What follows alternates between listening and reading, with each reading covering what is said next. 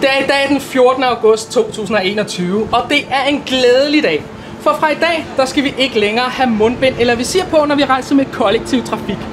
I dag, der skal vi også rejse med MY Veterantog, så det er en perfekt måde at fejre den her begivenhed på.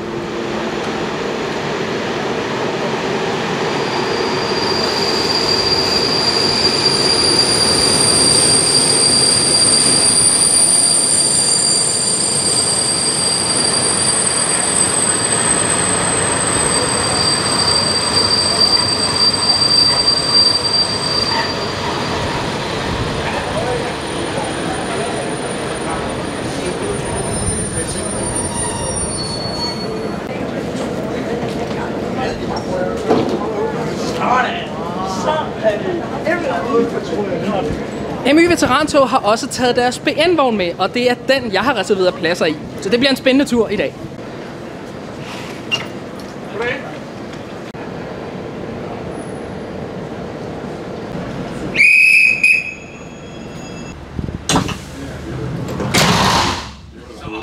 På vegne af MY Veterantog og togets personale, så ønsker jeg en rigtig god tur.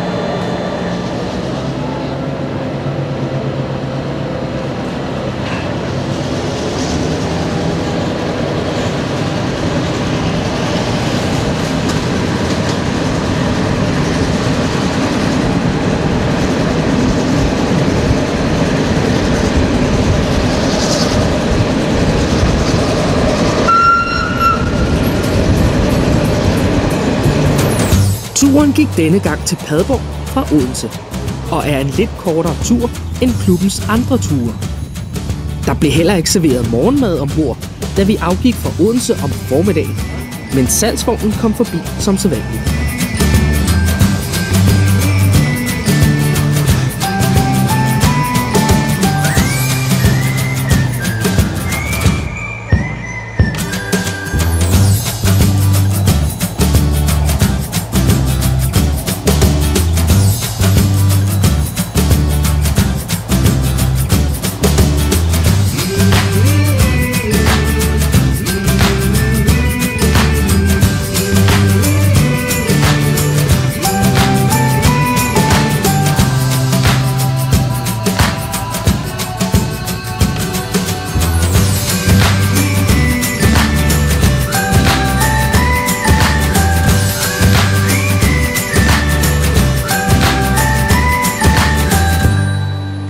Og vi har vist en super god lokomotivfører kørende med i dag. Vi er ankommet 7 minutter før tid her til Røde Kro, så vi kan lige komme ud og strække lidt ben.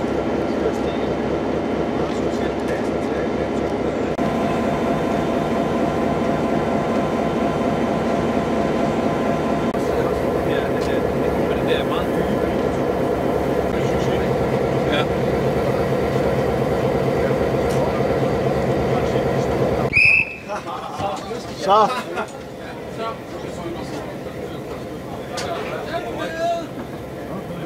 Det er den, der skal.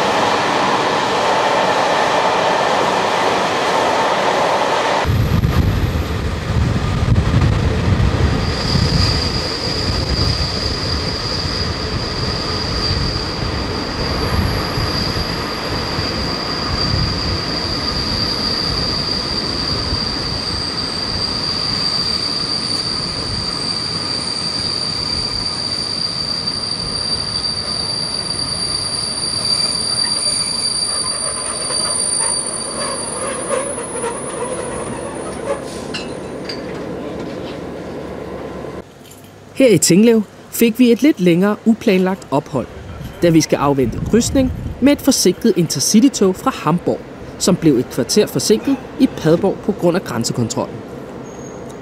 Mellem Tinglev og Padborg er nemlig det eneste sted på den europæiske strækning mellem Norge og Syditalien, der er enkeltsporet. Derfor er den også meget sårbar for forsinkelser, og især når der kører så meget gods på den her strækning.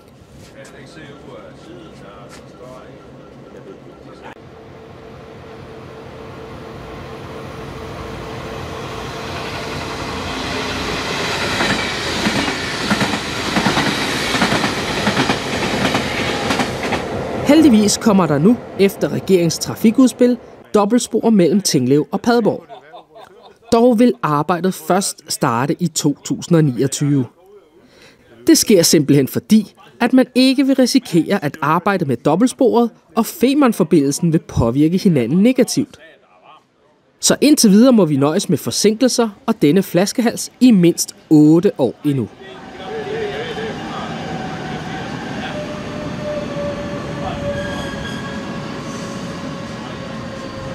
I Tinglev holder også en del IC4 og IC2 fra DSB.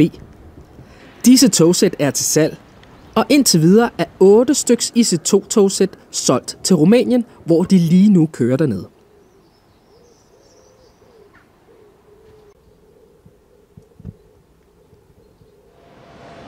Endnu et godstog sydfra skulle lige forbi, før vi kunne fortsætte af den enkeltsporede strækning til Padborg.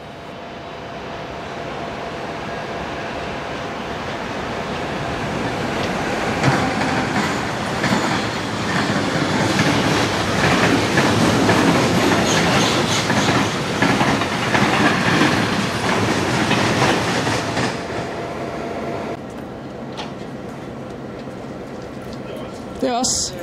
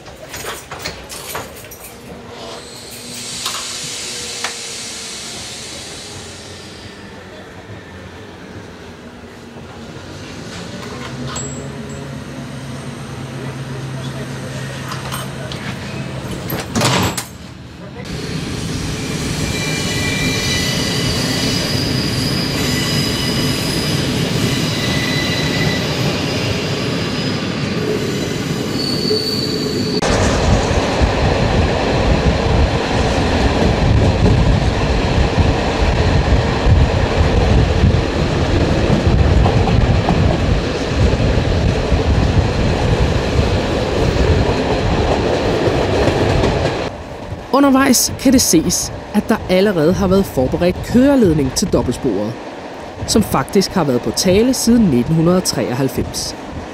Men altså indtil videre er der ikke sket så meget hernede.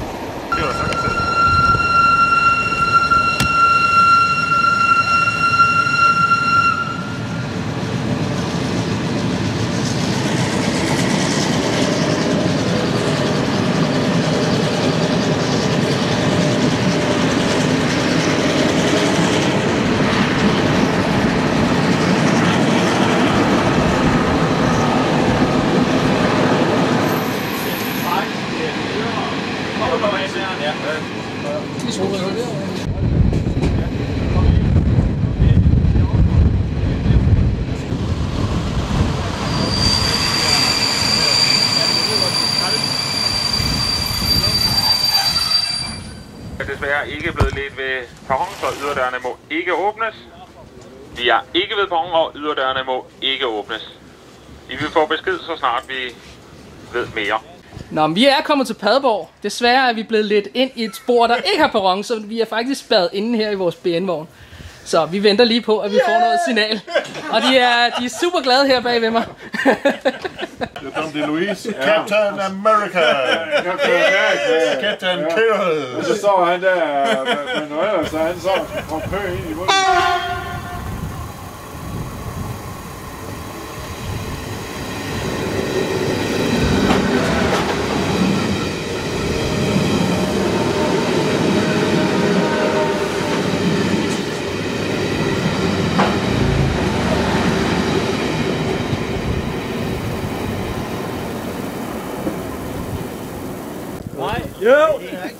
Nej, vi skal have meatlopper. Ananas og pizza, jo. Desto mere kød, desto bedre. Så den gemmer vi til kaninen. Meningsmåling på Kennisfilm. Ananas og pizza. Skriv det op i videoen, eller op i toppen. Nej. Ja, åbenbart er folk blevet så sultne her ombord i Hemi Veterantog, at vi nu diskuterer, om der skal ananas på en pizza eller ej. Hvad synes I? Skriv i kommentaren, så lad os se, hvad der sker. Sønderjysk humor. Velkommen til Sønderjylland. Det er Sønderjysk Gabriel først om søndagen, og det er lørdag. Jeg vil have kage og pizza. Nej, kød på. Ananas. Kage og pizza. Bare ikke det er ananas på. Jo! Nej! Jo! Det laver vi en kort pandestok, det laver vi til pizza. Ingen ananas på pizza! Nej, jeg kommer hjem. Ingen ananas på pizza. Jo! Niks! Jo! Niks! Jo! Niks! Jo! Niks! Altså, det må meget gerne være Emyren, der siger lydene her. Ja, det er nok.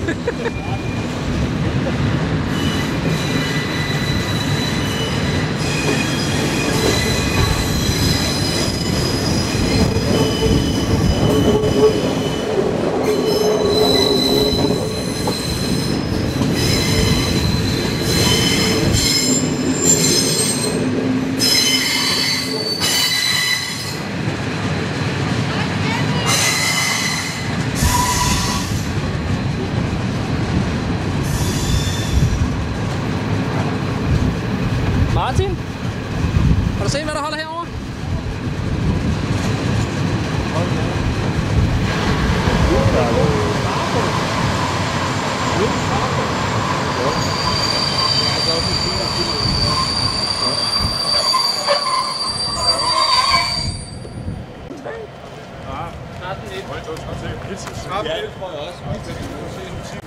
Pizza! Nå, en halv time senere og en pizzasnak senere, så er vi endelig kommet til Padborg. Og nu skal der laves omløb, for nu har vi faktisk næsten kun en time her i Padborg på grund af forsinkelsen. Men må ikke det går lidt stærkt.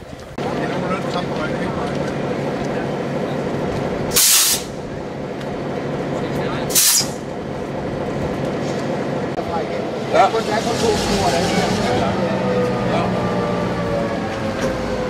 Det skal bare være her om en time igen.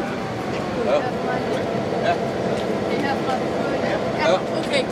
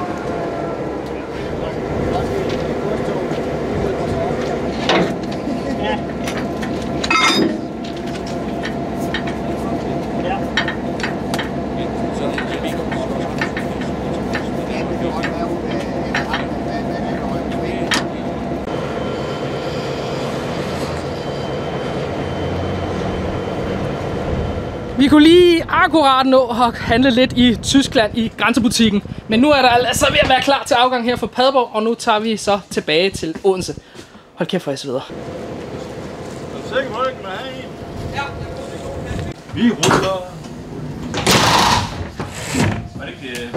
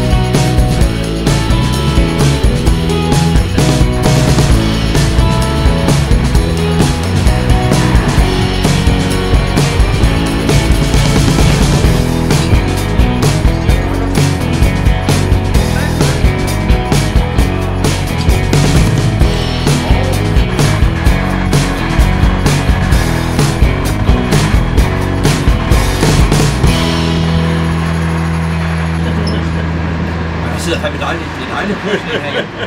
Ja, den her kø. Ja, det er dejligt at sidde i sådan en vandvogn herinde. Det er mange år siden, jeg sidder i sådan. Jeg har aldrig prøvet at sidde i sådan en vogn som den her. Aldrig. Jeg har prøvet noget lignende. Men der var noget med, der kunne man have cykler med ind. Yes, og der var sæderne lige lidt bedre end den der. Du var BD af indvognen. Ja, men der var noget med, der kunne du have cykler med ind. Ja, det var nede i den ene ende, der var cykler.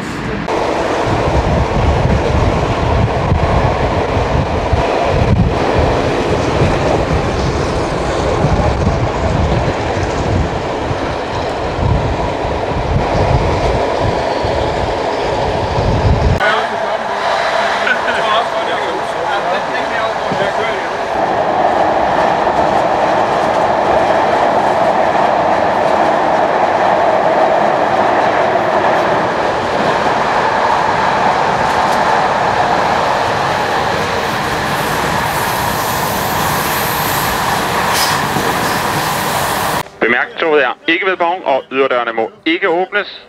Toget er ikke ved perron, og yderdørene må ikke åbnes. Ja, det der lige er sket nu, det er, at vi har kørt for langt. Vi skulle have standset i Middelfart, men vi har kørt forbi perronen. Jeg ved ikke, om lokomotivføreren har glemt, at vi skal standse i Middelfart, men i hvert fald så holder vi langt væk fra Middelfart lige nu. Jamen, damer og herrer, jeg kan oplyse jer om, at vi desværre er kommet til at køre en lille smule for langt. Så om et øjeblik, så vil vi rykke tilbage til perronen. Det går et øjeblik.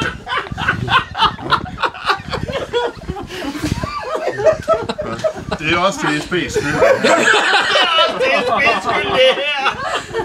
Ja, man kan vel godt nå inden det næste tog kommer. Han holdt her jo på vej ned, så hvis der er nogen, der skulle på, så skal de vel også af her. Ja, så bakker vi. Det er også, hvad han taget i sin egen tanker. Så bakker vi.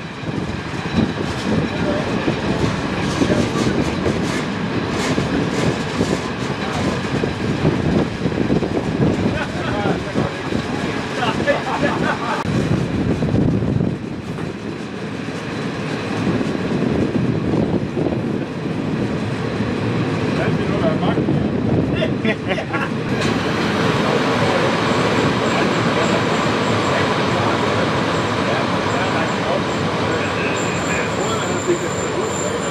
fik jeg fast på mange rundt, så er der også andre, ikke også, som kommer ind. Det første, vi gør, det er 30 kvadrat, fordi vi skal nå ham ned på skinnerne.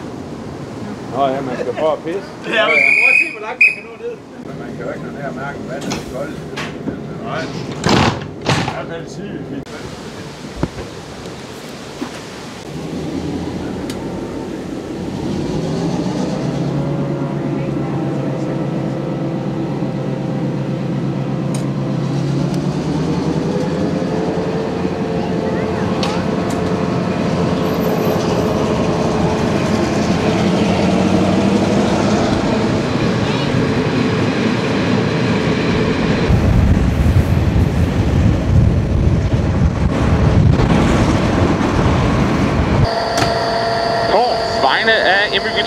samt togpersonale, så vil jeg sige mange tak for i dag. Håber, I har haft en god rejse og god dag. Følg med på vores hjemmeside og Facebook, hvornår vi kører vores næste tur, som er den 25. september, hvor vi kører fra Odense rundt i Jylland via Vejle, Herning, Skjern og Skanderborg. Som sagt, det bliver Odense om få minutter. Toget det kører ikke videre. I skal være klar til udstigning. Det bliver Odense om få minutter.